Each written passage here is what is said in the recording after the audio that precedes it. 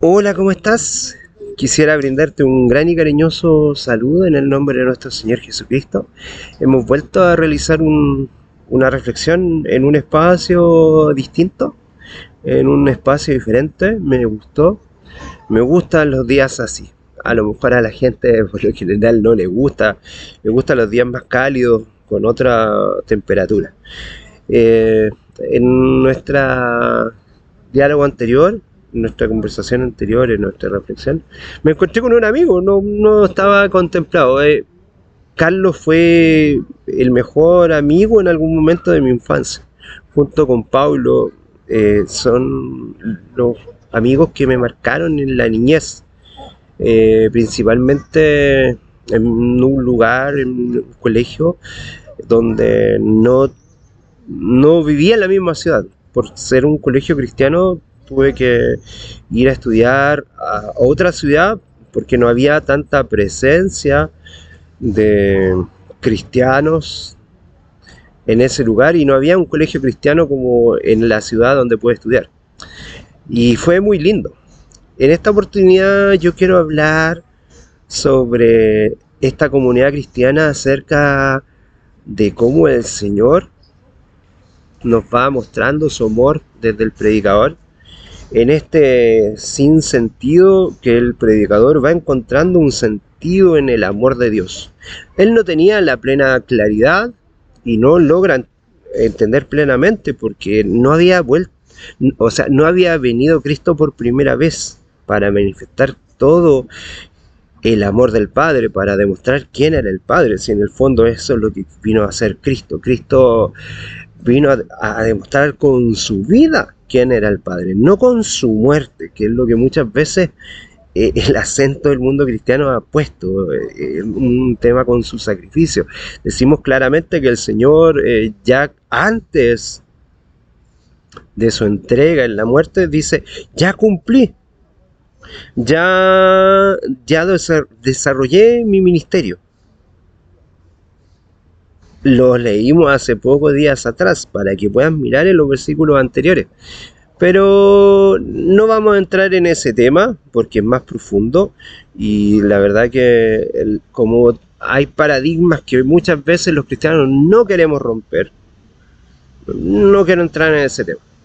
Pero sí quiero que podamos mirar en Eclesiastés, el predicador que había perdido un sentido profundo de su vida, podamos mirar este tema, ¿ya?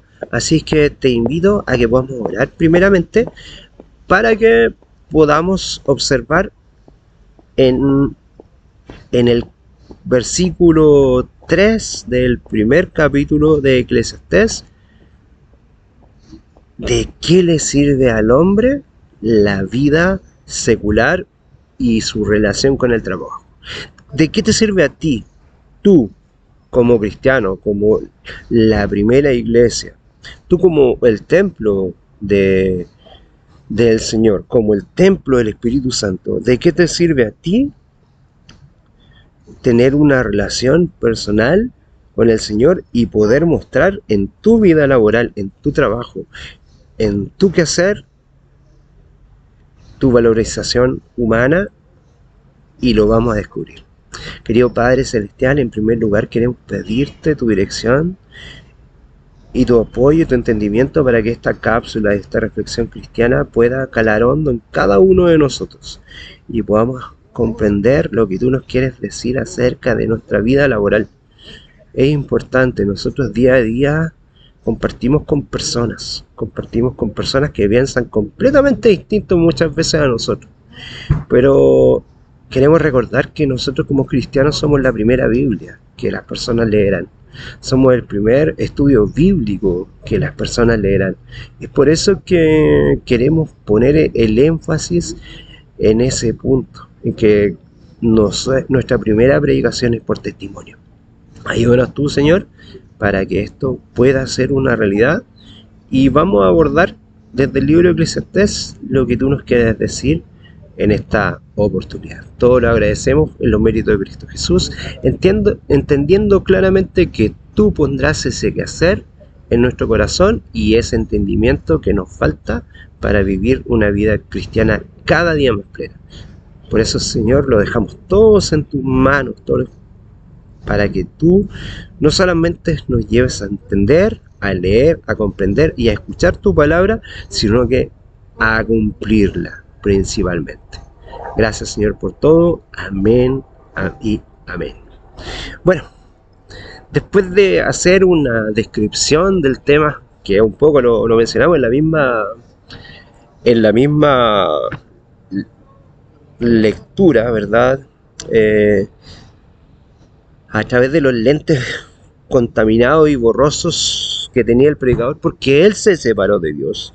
Recuerda que él pidió sabiduría, que fue lo que pidió Salomón principalmente, pero sin embargo él se fue poco a poco separando de Dios y permitió, la separación de Dios es el pecado, y permitió que el pecado se fuese apoderando de sus decisiones.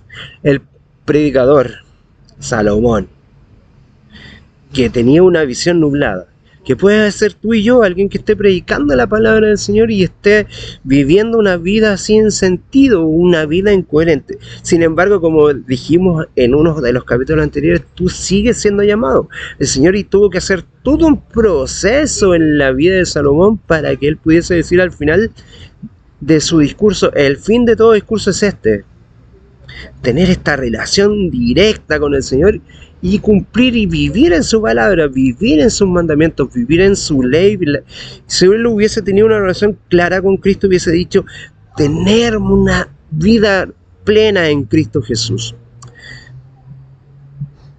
En su visión secularista del trabajo, Salomón se hace una pregunta: ¿de qué sirve al hombre? Dice en el versículo 3. La palabra hebrea para hablar sobre beneficio es un término más bien comercial y aparece en el libro Eclesiastés más de 8 veces. Ryken, un escritor cristiano, dice que el término se refiere a las ganancias, lo que queda después de pagar todos los gastos. O sea, cuando tú recibes un sueldo y haces una división de todos tus gastos, de todo lo que tienes que cancelar, todo lo que tienes que pagar, todo lo que tienes que vivir, ese sobrante, ese restante, y después de entregar a lo mejor lo que tú entregas en tu congregación, en tu iglesia, tu diezmo, tu ofrenda, lo que te va quedando, esa es tu ganancia. Y lo que queda después de pagar esos gastos, ese es el objetivo del trabajo, porque en realidad es lo que tú vas a poder disfrutar, obtener ganancia como una recompensa. Lo otro es pagar. Pero la ganancia es aquí, quizás es un resto muy pequeño para darte un pequeño gusto, para darte una pequeña satisfacción de algo muy, muy simple, como comerte un chocolate, disfrutar con tu familia, comer algo rico en la casa, como darte un gusto a alguien que quiere cambiar un mueble, un refrigerador, comprarse algo, un extra distinto. En cada etapa, en cada periodo de la historia han sido distintas formas, distintos pequeños lujitos que podemos darnos, que nos dan esta alegría. Jesucristo también lo dijo, y lo manifestó a sus discípulos cuando una mujer, que por lo que da a entender la escritura es que era María, María de Betania, la hermana de Lázaro, estaba tan contento con lo que el Señor Jesucristo había hecho con su resurrección, que lavó con sus cabellos y con un perfume de nardo muy valioso, que podría ser el sueldo de todo un año de una persona que tiene un sueldo mediano. Y en este caso Judas se impresionó y dijo: en vez de haber derramado ese perfume, podrían haberse vendido y darlo a los pobres. Nos pasa mucho eso, y casi siempre lo manifestamos así. Pero era el momento de disfrutar al Hijo, era el momento de disfrutar a Cristo, era el momento de gozarnos, era una forma en que María de Betania estaba haciendo una especie de ritual simbólico de lo que iba a padecer nuestro Señor Jesucristo en su muerte. Él se le estaba haciendo como una especie de veneración de rey, y quizás fueron una de las pocas oportunidades que él vivió de una manera diferente en este rey tan distinto que fue Cristo para nuestras vidas, que fueron una de las pocas cosas que él, que se despojó de todo lujo, de todo el cielo en el fondo, pudo disfrutar. En este momento el predicador, volviendo al tema de Eclesiastés, para que pueda fortalecer nuestra vida espiritual y nuestra comunidad cristiana, en este momento el predicador hace un énfasis y subraya el esfuerzo infructuoso del trabajo en sí. ¿Por qué el hombre debe trabajar tan duro?, se pregunta. ¿Por qué tanto agotamiento? ¿Quién logra con todo esto? Hay una gran pregunta sobre cómo ganar dinero, cómo recolectar ello. ¿De qué sirve acumular para el hombre lo que no es posible retener en sus manos al fruto de su trabajo? Mucha gente ha disfrutado algo sus recursos, pero la mayoría lo junta para heredarlo a sus hijos y nunca logra darse esa ganancia y ese disfrute porque no logra tener esa posibilidad. El hombre se compromete en una tarea interminable y dura para el final. En este caso, no obtener ningún beneficio de tanto esfuerzo. La gente trabaja toda una vida y en el momento de su pensión, de su jubilación, recibe las migajas de todo ese esfuerzo.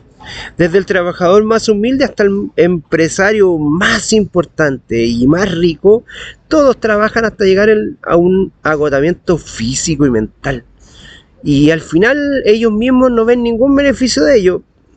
Levanté esta tremenda empresa, podría ser un tipo de muchos recursos, y decir, y quedar y decir, mis 3 hijos la van a destruir. Lo tengo claro. Hice un imperio empresarial y sin embargo tengo la claridad que como a mis hijos no les costó, no lo van a valorar como yo. ¿Me sirvió de algo? Ante esto es necesario comprender que ni siquiera nuestra visión de la vida y del trabajo no excede lo que está debajo del sol. Cualquier tipo de esfuerzo tendrá una apariencia de miseria, porque nos agotamos, porque nos cansamos, y así lo menciona el propio apóstol Pablo. Yo te voy a invitar a que puedas leer la primera carta hacia los Corintios en el capítulo 15. Sí, siempre decimos, si no puedes leer 1 Corintios 15 completamente, enfócate en el versículo 19, o 18, 19 y 20 para que tengas más contexto. Pero el predicador, en este caso, como ya hicimos un paralelismo de Eclesiastés con Pablo, ambos predicadores, Salomón con Pablo, y cómo escribieron y cómo en muchas oportunidades sentían en su vida que no había sido transformada porque el viejo hombre surgía muy a menudo.